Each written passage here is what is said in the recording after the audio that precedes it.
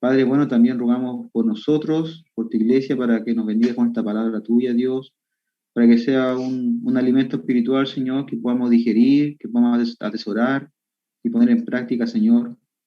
Que nutra, Señor, nuestros miembros espirituales, Dios, que nos ponga más atentos, más vivos espiritualmente, Dios. Y Dios, también que esta palabra sea un camino, Señor, para traer a otros pecadores al arrepentimiento, Señor, a otros pecadores a la cruz del Salvador, Dios, y puedan mirar a Cristo con fe y con arrepentimiento, Señor, sabiendo que Cristo en su amor ofrece perdón de los pecados para pecadores arrepentidos, Señor. Gracias, Padre, porque tú eres bueno, Señor, y nos bendices, Señor.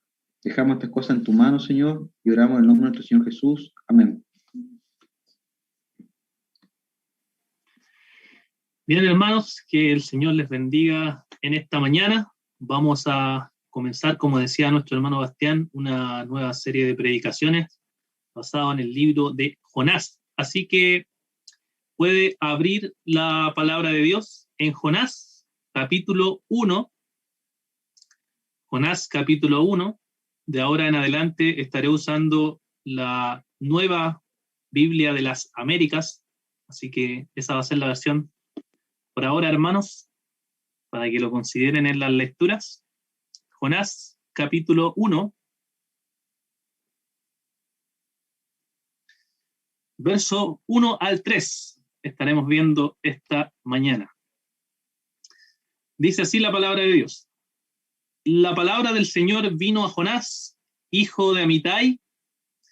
Levántate, ve a Nínive, la gran ciudad, y proclama contra ella, porque su maldad ha subido hasta mí. Jonás se levantó, pero para huir a Tarsis, lejos de la presencia del Señor, y descendió a Jope. Encontró un barco que iba a Tarsis, pagó el pasaje y entró en él para ir con ellos a Tarsis, lejos de la presencia del Señor. Que el Señor bendiga su palabra. El libro de Jonás, hermanos, es un libro muy interesante porque ha sido ampliamente comentado y también ampliamente predicado a través de la historia de la Iglesia, y se ha convertido en los últimos siglos en un libro también que es la fuente de varios debates entre los comentaristas, varias discusiones que existen sobre el libro de Jonás. Hay varias preguntas que los estudiosos siguen debatiendo, como por ejemplo, ¿quién escribió este libro? Y aunque hay varias opciones que se sugieren, sigue sin saberse quién fue el autor de este libro. A la pregunta también, ¿cuándo fue escrito este libro? El debate sigue siendo entre el siglo II y el siglo VIII a.C. Además, con la llegada de la crítica textual, que es una herramienta la cual analiza los textos bíblicos en los manuscritos y cosas por el estilo, comenzó a cuestionarse el libro como una unidad, sino que se empezó a decir que en verdad este libro fue una compilación de varias personas que finalmente terminaron en un libro. Y una de las objeciones que tiene este libro es también que se empezó a cuestionar la historicidad del hecho de que un gran pez se tragó a Jonás, debido a que para los críticos, no todos, pero la mayoría, era algo lógicamente imposible. Y otros sin duda empezaron a cuestionar la historicidad de este hecho, de que si realmente Jonás existió o si el libro de Jonás deberíamos tomarlo como una parábola o como una metáfora en vez de un hecho histórico en sí mismo. Bueno, y como podemos ver entonces, hermanos, el libro está involucrado en muchos problemas, y cuando de repente uno se mete a todos estos problemas, termina perdiendo lo que es esencial del libro de Jonás, que es el mensaje del libro de Jonás. ¿Cuál es el mensaje esencial que Dios nos quiere hablar por medio de este libro? ¿Cuál es el propósito de este mensaje que el Señor entregó a Jonás, el profeta, y cómo también se aplica a nuestra vida en la actualidad? Con esto no estoy diciendo que las preguntas que formulé al principio no sean importantes. Tienen su importancia, sin duda, y hay que proveer alguna respuesta para ello, pero lo más importante es el mensaje que el libro de Jonás nos quiere comunicar. Por ejemplo, yo creo que hay razones suficientes para creer que el libro es parte del siglo VIII antes de Cristo. No creo que el libro sea un compilado de varias personas, sino que creo que es una sola persona que registró este libro y que nos dejó a nosotros. También creo que No es un libro que relata una parábola o una metáfora, sino que es un hecho histórico, algo que realmente sucedió, y no tengo ningún problema con creer que Jonás fue tragado por un gran pez, porque el verdadero problema con aceptar eso no es ese hecho en sí mismo, sino que es el problema con la soberanía de Dios, con lo que Dios puede hacer o no puede hacer. El verdadero problema es con Dios, que Dios es todopoderoso y Él puede hacer todo lo que Él quiera, porque si cuestionamos eso, podríamos fácilmente cuestionar otras cosas como la creación del mundo, podríamos cuestionar que Dios realmente hizo o no hizo un diluvio, o los milagros de Jesús, y así podemos seguir infinitamente, que finalmente lo único que puede revelar eso es una raíz de incredulidad, de no creer lo que las escrituras nos enseñan, de no aceptar lo que las escrituras nos dicen y cómo ellas nos confrontan a nosotros por medio de este libro de Jonás. Entonces, en estos 3 versículos que leímos esta mañana, podemos ver algo principal que, como titulé este sermón, ¿cierto? Es el llamado de Jonás, el llamado que Dios tenía para él específicamente. Y en los versículos 1 y 2 tenemos el llamado de Dios para que Jonás predicara a la ciudad de Nínive. El llamado de Dios para que Jonás predicara a la ciudad de Nínive en estos primeros 2 versículos. Y podemos, ¿cierto?, volver a leerlos para recordar la palabra del Señor. Vino a Jonás, hijo de Amitai, levántate, ve a Nínive, la gran ciudad, y proclama contra ella, porque su maldad ha subido hasta mí. El versículo 1 nos dice, o nos identifica 2 cosas. Primero, algo que era muy común en los profetas menores, ¿cierto? Los profetas menores, que son esas pequeñas secciones del libro, que es que la palabra vino a Jonás. Así uno lo puede ver en Joel, lo puede ver en Malaquías, lo puede ver en Sofonías, en Zacarías, etc. En todos los profetas menores uno puede ver que viene la palabra de Dios a cada uno de ellos y le hace este llamado específico. El nombre de Jonás significa paloma y por eso algunos han tomado metafóricamente este nombre para pensar que Jonás es como una paloma mensajera que el Señor envía para cumplir sus propósitos. Lo poco que sabemos de Jonás es que él, como nos dice el versículo 1, era hijo de Amitai. Es lo poco que podemos saber de él, o la referencia biográfica de él, es que era hijo de Amitai. Y para poder ampliar un poquito más esta perspectiva y entender qué significaba que era hijo de Amitai, podemos ir a un pasaje paralelo. Un pasaje paralelo que está en Segunda de Reyes, capítulo 14, versículo 25. Segunda de Reyes, capítulo 14, versículo 25. Para que lean conmigo lo que dice aquí la palabra del Señor. Segunda de Reyes, capítulo 14, versículo 25, dice: Él restableció la frontera de Israel desde la entrada de Amat hasta el mar de Arabá, conforme a la palabra que el Señor, Dios de Israel, había hablado por medio de su siervo, el profeta Jonás, hijo de Amitai, que era de Gath-Hefer. Bueno, el contexto de estos pasajes es la descripción del reinado del norte, que estaba en ese momento reinando Jeroboam II, un rey que era malvado, que no hacía las cosas conforme a la voluntad de Dios. Y Jonás apoyaba en gran medida a este rey, no en sus pecados, pero sí en una política que había establecido él, que era una política de expansión de poder, una política militar agresiva de expansión de poder y de influencia de la nación de Israel. Es por eso que los lectores originales que leen y sabían que estaba hablando de Jonás, hijo de Amitai, sabían que se estaban refiriendo a un Jonás que era una persona férrea, nacionalista y un patriota totalmente apegado a Israel, totalmente apegado a el pueblo de Israel. Un comentarista, Jerónimo, bien conocido en el mundo antiguo, San Jerónimo comentó que Jonás actúa de esta forma patriótica no porque odie necesariamente a Nínive, sino porque no quería que su nación Israel perezca. Sabemos que la nación de Israel fue juzgada muchas veces por causa de su pecado y que Dios usaba a otras naciones para juzgarla por causa de su pecado. Entonces él quería expandir el poder de Israel para que Israel no fuera aplastado, no fuera pisoteado por las otras naciones. Y esa es la única referencia que tenemos, Jonás como alguien patriótico, como alguien pensando muy fuertemente en la expansión de Israel. Ahora, cuando pensamos en la clase de persona que era Jonás, teniendo estos detalles que tenemos de otros pasajes, entonces el mensaje que Dios le da a Jonás resulta ser verdaderamente impresionante, verdaderamente contrario a lo que Jonás era. ¿Cuál era el mensaje? Bueno, versículo 2 nos dice cuál era el mensaje. Dios le dice, levántate, ve a Nínive, la gran ciudad, y proclama contra ella, porque su maldad ha subido hasta mí. Dice, ¿cierto? Mi versión NBI dice, anda, ve a la gran ciudad de Nínive y proclama contra ella que su maldad ha llegado hasta mi presencia. El mensaje que Dios le daba a Jonás era un mensaje totalmente entonces contrario a lo que él era, contrario a lo que Jonás pensaba y la forma en que él actuaba.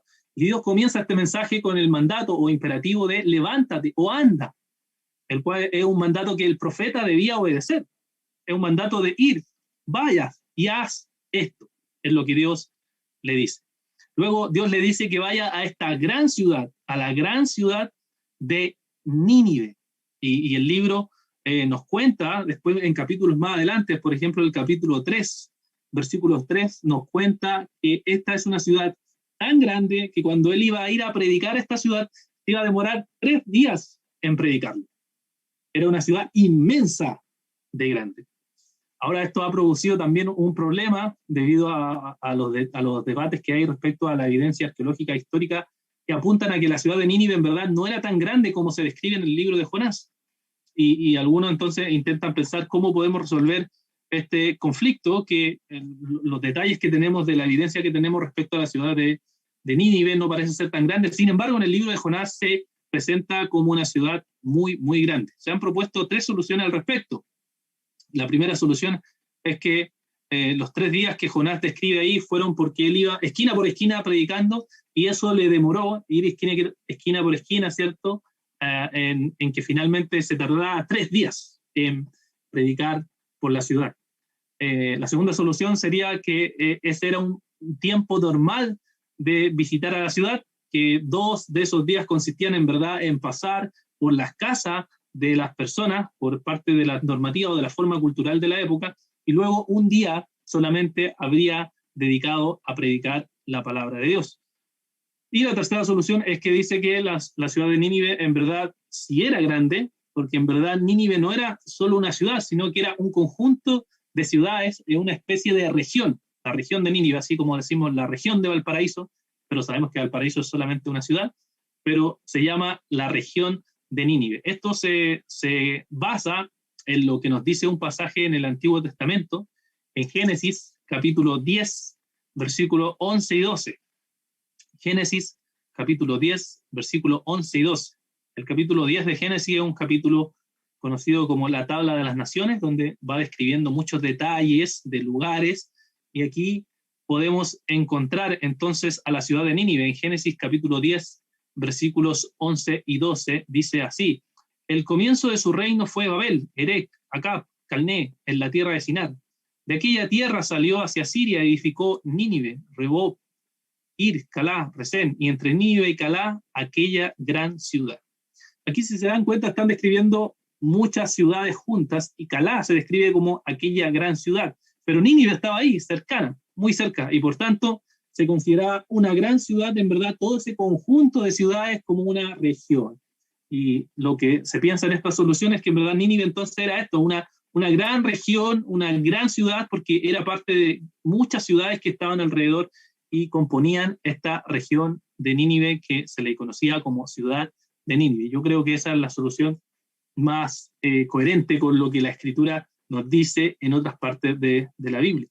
Lo que Jonás entonces debía hacer en esta ciudad era proclamar contra ella, o sea, predicar contra ella porque estaba en pecado. Y si no se arrepentían de sus pecados, entonces esta ciudad sería destruida.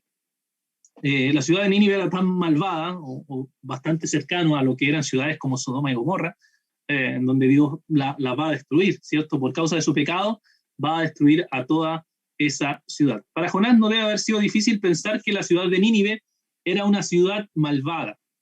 No era difícil para él pensar que era una ciudad malvada. ¿Por qué? Porque Nínive era la capital del imperio asirio, y el imperio asirio era un imperio que tenía un historial de mucha, mucha maldad.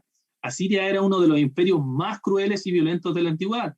Ellos alardeaban de matar a la gente y de dejar muchos cadáveres y las ciudades totalmente quemadas y destruidas. Muchas veces, después de capturar a sus enemigos, los asirios les gustaba cortarles las piernas, cortarle los brazos, obligaban a los seres queridos de las personas que asesinaban a desfilar con las cabezas de los seres queridos, les sacaban las lenguas a los enemigos, los estiraban hasta que se partieran por la mitad, quemaban vivos a los adolescentes, mataban a los niños, torturándolos, y los que sobrevivían a todo este tipo de tortura que ellos establecían como estas conquistas, eran tratados como esclavos de la forma más violenta posible. Por tanto, para Jonás no era extraño pensar y decir, la ciudad de Nínive es una ciudad malvada.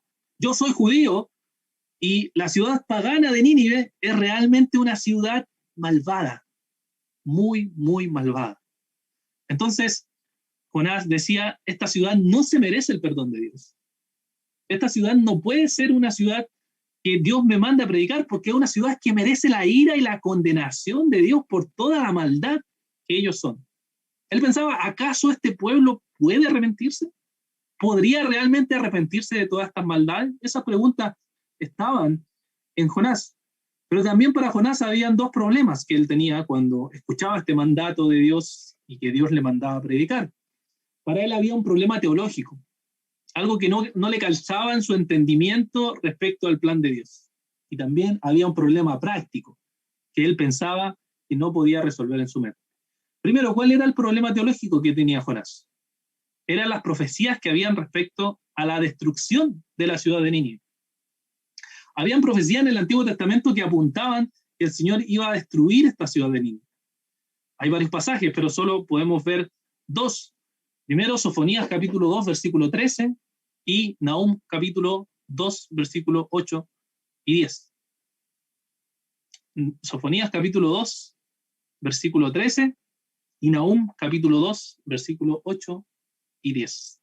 No sé si va a poder encontrarlo, si es que tienen la Biblia en papel, a los que están poco acostumbrados, pero voy a leer estos pasajes y hay otros más, por supuesto, pero solo voy a ir a Sofonías capítulo 2, versículo 13 y Nahum 2, 8 y 10. Dice Sofonías, él extenderá su mano contra el norte y destruirá a Siria y hará de Nínive una desolación, árida como el desierto. Este es un juicio. El libro de Sofonías apunta al juicio de varios lugares y hay un lugar que va a destruir, dice, que es la ciudad de Nínive. Y Nahum, que es un profeta menor, y el libro entero está escrito contra Nínive, así que hay sin duda una destrucción contra Nínive. Podemos ver que aquí en el Nahum capítulo 2, versos 8 y 10 dice, aunque Nínive era como un estanque de agua desde la antigüedad, ahora ellos huyen. Deténganse, pero nadie se vuelve. Luego el 10 dice, vacía está, sí, desolada y desierta. Los corazones se derriten y las rodillas tiemblan. Entonces habían profecías contra la destrucción de esta ciudad de Nínive. ¿Cómo podría entonces Dios darle una oportunidad a una ciudad que se arrepintiera si finalmente para Jonás esta ciudad iban a ser destruidas por Dios? Esto no tenía ningún sentido en su mente, para él era totalmente contradictorio, no podía entender cómo y por qué Dios le estaba dando este mandato para ir a predicarle a una ciudad que estaba profetizada que iba a ser destruida, una ciudad pagana, por tanto inmoral y totalmente vil para Jonás, y que no merecía el perdón de Dios. ¿Cómo él iba a ir a predicar a una ciudad así?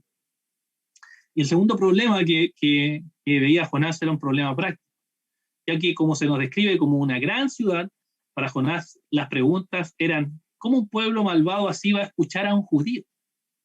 ¿Cómo un pueblo pagano, inmoral, va a realmente considerar el mensaje de un judío?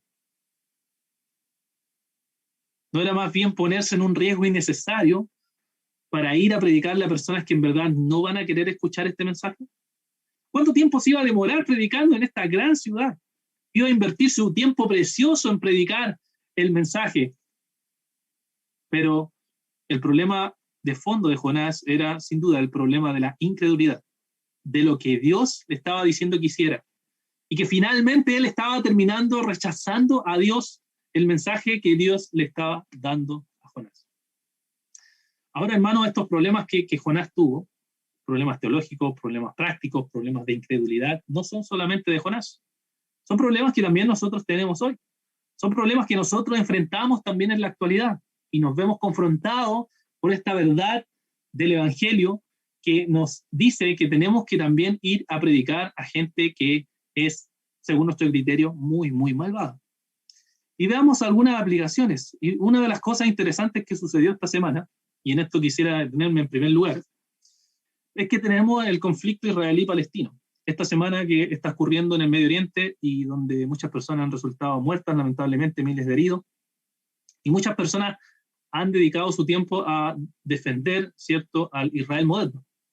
Y sabemos que el cristianismo nace por medio del pueblo de Israel, y por tanto la iglesia ha tenido siglos de respeto, porque de ahí viene nuestra herencia, de que Dios escogió al pueblo de Israel por medio de Abraham, ¿cierto? Sabemos en Génesis 12 que dijo que iba a ser bendecida todas las naciones. Pero algunos cristianos sostienen que el pueblo de Israel sigue siendo el pueblo especial para Dios, y que por tanto solo debemos orar por ellos y defender siempre lo que el Israel moderno haga, porque es el pueblo escogido de Dios. ¿Es correcta esta conclusión, hermanos? ¿Se dan cuenta que es un problema teológico que enfrentamos también a algunos cristianos? ¿No es acaso este un problema que debemos tratar de entender para poder entonces tener una aplicación clara de cómo tienen que ser nuestras oraciones y también nuestras predicaciones frente a este tema? No pretendo aquí tratar de resolver este tema o entrar en detalle de este tema, pero sí tenemos que recordar que el pueblo especial de Dios ahora no es el Israel natural, sino que es el Israel espiritual. O sea, la iglesia es ahora el pueblo de Dios. Y todo verdadero israelita es israelita por la fe y por la circuncisión, no de mano, sino del corazón, nos dice Romanos capítulo 2, verso 28. Por tanto, no es posible defender todas las acciones del Israel moderno diciendo que son el pueblo escogido de Dios. Porque el pueblo escogido de Dios ahora es la iglesia que está compuesto por todos los verdaderos creyentes de todas las diversas culturas. ¿Cómo cambia eso nuestra perspectiva, hermano? Cambia eso de que debemos orar, ya sea por israelitas como por palestinos, para que Dios le dé salvación. Debemos predicarles a todos ellos. Debemos anunciarles el verdadero evangelio a todos ellos y mostrar cómo el evangelio les llama a que se arrepientan y crean en el Señor. Este es un ejemplo de un problema teológico, pero podemos tener sin duda otro. En segundo lugar, tenemos el problema teológico en la práctica de la visión que algunos cristianos tienen acerca de las ciudades. Dios le manda a Jonás a predicar acerca de esta gran ciudad, y la mayoría de los cristianos que he conocido tienen una visión negativa de la ciudad, e incluso se unen a la visión del mundo en tener esto que incluso una socióloga que hizo un estudio de la sociedad de Chile, los chilenos, muchos de los chilenos tienen un sueño. ¿Cuál es el sueño? Irse al sur, irse al campo y escapar de todo este sistema. Pero la pregunta es, ¿por qué tenemos ese deseo? ¿Por qué tenemos ese sueño? Escapar donde no necesariamente es malo irse al sur y vivir en el campo, pero hay un deseo de escapismo, de evitar a la mucha multitud, de evitar a las personas y alejarnos. La pregunta es, ¿y esta visión o estos anhelos son realmente anhelos cristianos? ¿Son verdaderamente anhelos que el Señor quiere o son deseos que el Señor quiere que nosotros tengamos en nuestro corazón? ¿O son más bien que nosotros queremos nuestra comodidad, queremos estar donde nos sea más cómodo, donde haya menos gente para relacionarnos menos y así no predicarle a las personas? Es muy interesante que Charles Spurgeon ya en su época reflexionaba sobre esto. Él en su libro, La chequera del Banco de la Fe, reflexiona lo siguiente, y aquí les cito una de las frases de él. Dice, una bendición en la ciudad tal vez no nos haga grandes, pero nos mantendrá buenos. Tal vez no nos haga ricos, pero nos conservará honestos. Ya sea que seamos obreros o empleados de oficina, o gerentes o comerciantes o magistrados, la ciudad nos brindará oportunidades para que seamos útiles.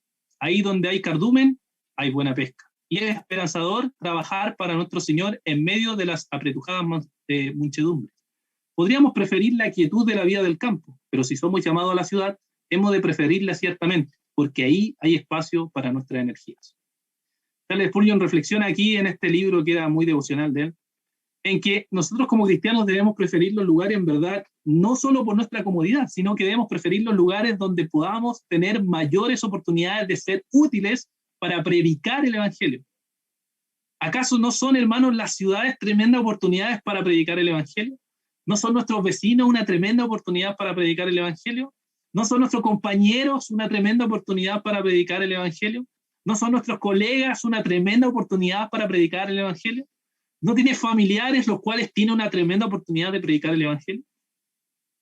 Entonces, ¿cuál es la motivación de muchos cristianos que tenemos de apartarnos de las grandes ciudades y de irnos a otro lugar? Sin duda, muchas veces es la comodidad, y la comodidad en sí no es mala, Pero si nosotros ponemos la comodidad solamente como nuestro ídolo, en el cual descansamos y nos sostenemos y olvidamos que tenemos que predicar el Evangelio, entonces nos estamos desviando del propósito por el cual el Señor nos ha llamado a este mundo. Es predicarle a otras personas y estar entre la muchedumbre, entre las muchas personas, como Jesús, que iba en medio de mucha muchedumbre y predicaba el Evangelio a todas las personas, y en ocasiones se apartaba, pero a orar, se apartaba a buscar la presencia de Dios, para luego volver a las personas y volver a predicarles la verdad del Evangelio. Y en tercer lugar, hermanos, algunos cristianos evitan relacionarse y predicarle a toda clase de personas. Una de las cosas destacadas del ministerio de Jesucristo es que él se relacionaba con personas que en la cultura se consideraban indignas con las cuales relacionarse. Se acercó a mujeres que eran consideradas indignas, a niños que eran considerados indignos, a cobradores de impuestos, leprosos, paralíticos, ciegos, fariseos incluso, que eran considerados como indignos. Y él se acercó a relacionarse con ellos. ¿Por qué? Porque les predicaba el Evangelio. Pero hoy en día tenemos la tendencia a pensar, no le voy a predicar a ese tipo de personas porque no me va a escuchar. No me voy a relacionar con este tipo de personas porque tienen su ideología y se van a burlar de mí. Eso puede pasar, pero no debemos pensar que, por tanto, el poder del Evangelio no va a poder actuar en ellos, no va a poder transformar el corazón de ese tipo de personas. Por ejemplo, sabemos que hay muchos cristianos que rechazan con mucha fuerza el comunismo porque lo consideran incompatible con el cristianismo. Y mi opinión es la misma, yo creo que no tiene compatibilidad el cristianismo y el comunismo. Pero tenemos que ser cuidadosos en rechazar la filosofía que hay detrás con rechazar a las personas que hay detrás. Martin Lloyd-Jones escribió un comentario sobre esto, condenando esta actitud. Él dice, y aquí le cito también, dice, como cristianos hemos de preocuparnos por las almas de los comunistas, por su salvación, de la misma forma que nos preocupamos por todos los demás. Y si alguna vez damos la impresión de que el cristianismo no es más que anticomunismo, nos cerramos las puertas y les impedimos que escuchen nuestro mensaje evangélico de salvación. Seamos cristianos cuidadosos y tomemos las palabras de la Biblia como son. Él advierte sobre esta tendencia a condenar el comunismo tan fuerte, que sin duda no estamos de acuerdo que sea compatible con el cristianismo, pero caer de tal forma que finalmente las personas piensen que el cristianismo se trata solo de combatir comunismo, cuando no se trata solamente de eso, se trata de predicarles la verdad y el evangelio para que vengan a ser salvos. Lo mismo pasa con los cristianos que se oponen con mucha fuerza a lo homosexual y el pecado de la homosexualidad que se practican y no se pueden relacionar con este tipo de personas. Yo he tenido la oportunidad de conversar, de tomar té con personas que son homosexuales y poder predicarles el evangelio sin ningún problema, y no es necesario ni siquiera a veces entrar al tema de la homosexualidad, sino simplemente decirles lo que dice la Escritura acerca del pecado y lo que dice acerca de la salvación. Y poder relacionarse con ellos y poder hablarles de el evangelio maravilloso, de la gracia del Señor y que hay perdón para arrepentirse de su maldad y arrepentirse de su pecado. ¿No es acaso, hermanos, que muchas veces tomamos la misma actitud de Jonás que tenía con la pecadora Nínive? ¿No deberíamos ir y predicarles a todo ese tipo de personas que nosotros consideramos muy viles e inmorales de una forma misericordiosa? ¿No deberíamos relacionarnos con estas personas no para probar su estilo de vida pecaminoso, no, para nada, sino para predicarles la verdad del Evangelio? ¿Cuántos de nosotros tenemos amigos y familiares que viven en fornicación y comemos y bebemos con ellos cuando hay ciertas épocas del año donde nos relacionamos y están en pecado delante de Dios? Y esos momentos son oportunidades para que nosotros podamos predicarle el Evangelio. Más bien debemos aprovechar toda ocasión y conversación para mostrarles el Evangelio. No podemos limitar al Señor, que el Señor no pueda transformar a una persona que consideramos que no va a creer en el Evangelio. No sabemos eso.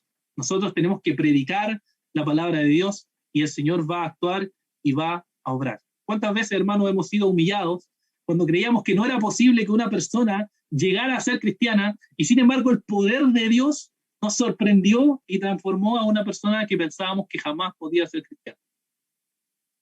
¿Por qué actuamos de esa manera, sino de la misma forma de Jonás, con esa semilla de incredulidad que hay en nuestro corazón, esa semilla que no está creyendo en las promesas de Dios, esa semilla que no está creyendo en el poder de nuestro Señor? Y así mismo como Jonás, somos mandados y llamados a predicar el Evangelio del Señor a nuestras Nínives actuales. Y el verso 3, hermano, nos habla de la respuesta que tuvo Jonás. La respuesta que tuvo Jonás, que fue la desobediencia de Jonás.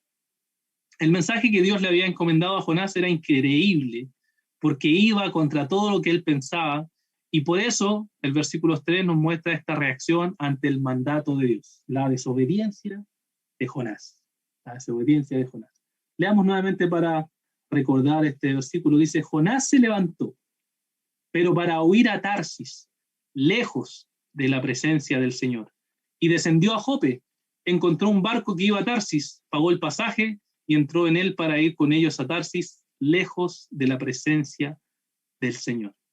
NBI nos dice, Jonás se fue, pero en dirección a Tarsis, para huir del Señor. Bajó a Jope, donde encontró un barco que zarpaba rumbo a Tarsis, pagó su pasaje y se embarcó con lo que iban a esa ciudad, huyendo así del Señor. Este versículo nos dice, hermanos, la reacción de Jonás que tuvo ante este mensaje que Dios le estaba dando. Y la reacción de Jonás es que él sí se levantó, como Dios le había dicho, levántate, era un mandato, ¿cierto? Él se levantó, pero se levantó para desobedecer. Se levantó para ir contrario a la voluntad de Dios. Se levantó para ser un desobediente. Alguien que no quería hacer lo que Dios le había mandado hacer. Y él, en vez de ir a Nínive, se dirigió a Tarsis. La ciudad de Tarsis aparece muchas veces en la Biblia, por primera vez aparece en Génesis capítulo 10, versículo 4, nuevamente en ese capítulo 10 de Génesis, conocido como la tabla de las naciones, en donde Génesis 10:4 nos dice aquí, como un nombre de una persona, dice los hijos de Javán, Elis, Tarsis, Kitim y Donanim. Tenemos ahí nombres que luego con los nombres de las personas es como se fundaban muchas veces las ciudades. Se ha discutido mucho sobre la ubicación de Tarsis también y a qué ciudad corresponde el día de hoy. Algunos sugieren que era Tarso, está en Chipre, otros creen que era Etrusca, que era una ciudad que está en Italia, otros creen que era Tunisia, que es una ciudad en Cartago, pero como no tenemos seguridad de ninguna manera dónde está exactamente ubicada la ciudad de Tarsis, sí podemos decir que la Escritura la presentan como una ciudad muy lejana y una ciudad marítima. Si quiere ver conmigo también dos pasajes que hablan un poco de la ciudad de Tarsis y la descripción de cómo era esta ciudad, aquí podemos leer dos versículos, Primera de Reyes capítulo 10, versículos 22, y Salmos capítulo 72, versículo 10. Acompáñenme entonces a estos versículos, Primera de Reyes capítulo 10, verso 22, y luego leeré el Salmo 72, verso 10. Dice Primera de Reyes, porque el rey tenía en el mar las naves de Tarsis, como las naves de Irán, y cada 3 años las naves de Tarsis venían trayendo oro, plata, marfil, monos y pavos reales. Entonces era una ciudad que podemos ver que tenía naves, que era conocida por traer y mover muchas cosas y tenía una economía bastante movida respecto al tema de mover cosas y de traer cosas. Y el Salmo 72, verso 10, nos dice, las naves de Tarsis y de las islas traigan presentes, los reyes de Saba y de Seba ofrezcan tributo. Ahí tenemos algunos versículos, también, hay muchos más también, pero que nos describen que la ciudad de Tarsis era una ciudad lejana, una ciudad marítima que se movía mucho por el mar. Bueno, lo que sabemos con seguridad es que Nínive estaba al este de Palestina, mientras que Tarsis estaba al oeste. ¿Qué significa esto? Significa que Jonás se levanta para ir en la dirección contraria a la cual Dios le estaba diciendo. Como que Dios le dijera, ¿cierto? Jonás ve al sur de Chile y Jonás se va al norte de Chile. O Dios le dijera, Jonás ve al norte de Chile y Jonás se va al sur de Chile. O sea, se va a la dirección contraria. De lo que Dios le manda, Jonás hace lo contrario. Él se levanta para desobedecer a Dios. Y luego este pasaje nos dice 2 veces que Jonás se levantó para huir lejos de la presencia del Señor. Lejos de la presencia del Señor. 2 veces está remarcado en este versículo. Ahora, sabiendo que Jonás era alguien que entendía la Escritura, y seguramente él conocía el Salmo 139, versículos 7 al 10, que nos dice, ¿a dónde me iré de tu espíritu? ¿A dónde huiré de tu presencia? Si subo a los cielos, ahí estás tú. Si en el Seol preparo mi lecho, ahí tú estás. Si tomo las alas del alba y si habito en lo más remoto del mar, allí tú me guiarás con tu mano y me tomará tu diestra. Él conocía este versículo que nos dice sin duda que Dios está en todo lugar. Nadie puede escapar de Dios. Ninguno de nosotros se puede ir lejos de la presencia de Dios porque Dios va a estar ahí. Porque el Dios de la Escritura es un Dios que está en todo lugar, en todo momento, en toda situación. Ese es Dios, el Dios que nos muestra la Biblia. Entonces uno se podría preguntar, ¿qué quería decir Jonás con esto? ¿Qué estaba pensando Jonás para huir de la presencia de Dios? ¿De dónde vas a huir, Jonás? Si la presencia de Dios está en todo lugar, no hay dónde esconderse de Dios. Y lo único que se puede concluir es que simplemente Jonás estaba en abierta rebelión contra el mandato que Dios le había dado. Él estaba tratando de resistirse a la voluntad soberana de Dios. Él estaba tratando de negar el poder de Dios. Él estaba tratando de ignorar el mandato explícito del Señor. Esta es la actitud de Jonás, la actitud rebelde de su corazón, la actitud pecaminosa de su corazón. Pero antes de que pensemos, bueno, ¿cómo Jonás pudiste hacer esto? Tenemos que pensar que su evidente desobediencia y rebelión es muy similar a nuestra desobediencia y rebelión. ¿No actuamos así muchas veces, hermanos, nosotros cuando desobedecemos y nos rebelamos contra la voluntad del Señor? Cuando nosotros, en vez de obedecer a Dios, conociendo la palabra de Dios, desobedecemos a Dios. Y esto podemos verlo sin duda también en nuestra vida. En primer lugar, hermanos, desobedecemos a Dios cuando no predicamos el Evangelio. Jonás tenía un llamado a predicar, nosotros también tenemos un llamado a predicar, tenemos la gran comisión que está claramente explícita en los Evangelios y más claramente en Mateo capítulo 28, verso 18 al 20, donde Jesús, y conocemos este versículo, pero se los leo para recordar, acercándose Jesús le dijo: toda autoridad me ha sido dada en el cielo y en la tierra, vayan pues y hagan discípulos a todas las naciones, bautizándoles en el nombre del Padre, del Hijo y del Espíritu Santo, enseñándole a guardar todo lo que les he mandado. Y recuerden, yo estoy con ustedes todos los días hasta el fin del mundo. Como cristianos estamos llamados a predicar entonces a todo el mundo, a judíos, a palestinos, a homosexuales, a drogadictos, a toda persona, para que venga y se arrepienta de su pecado. Pero díganme si no es cierto que muchas veces pecan contra este mandato al no predicarle a las personas que tienen cerca, al no predicarle a sus amigos, al no predicarle a sus familiares, al no predicarle a sus vecinos, al no predicarle a sus conocidos. ¿No es cierto que pecamos cuando como iglesia preferimos la comodidad antes de predicar el Evangelio? ¿No es cierto que actuamos igual que Jonás cuando no obedecemos el mandato de Dios? Ciertamente tenemos muchas excusas. No creo que se conviertan, es que soy tímido, es que soy débil, es que soy acá, es que soy allá, pero ¿acaso no creemos en un Dios poderoso? ¿Acaso no creemos en un Dios que puede ayudarnos a enfrentar todas estas debilidades? ¿Acaso no creemos en el Evangelio y el poder que éste tiene para vencer todas estas dificultades que tenemos? ¿Dónde está entonces el poder, el creer en el poder del Evangelio? Eso es la misma actitud que Jonás tenía.